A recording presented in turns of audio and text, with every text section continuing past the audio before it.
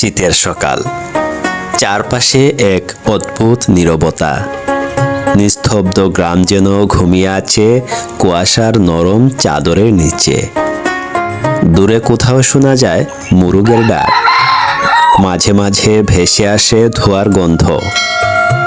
চুলার ধোঁয়া, পিঠা বানানোর গন্ধে মম করছে সকালটা। মেঠো পথে ধীরে ধীরে হেঁটে যাচ্ছেন কৃষক, কারো হাতে ঘাস কাটার কাস্তে, কারো হাতে চারা লাগানোর বালতি। এই মাটি তাদের ভরসা, এই মাটিতেই তাদের আশা।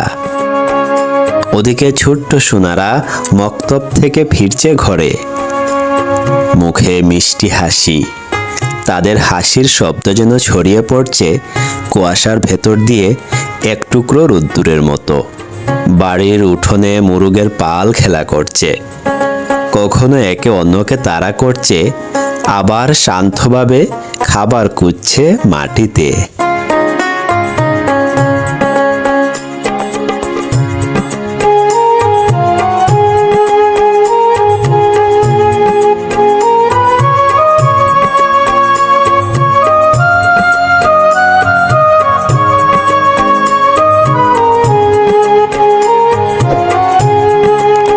পূব আকাশে উকি দিচ্ছে সোনালি সূর্য, কুয়াশার চাদর ধীরে ধীরে সরিয়ে আলোকিত করে দিচ্ছে চারপাশ। দেখে মনে হয় প্রকৃতি যেন নতুন করে জেগে উঠেছে।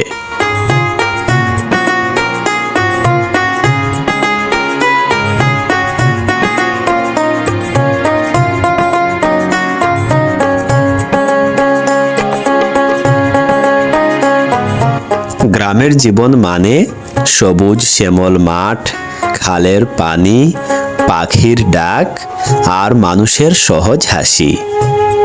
এই জীবনের ভেতরে আছে হাসি, কান্না, দুঃখ,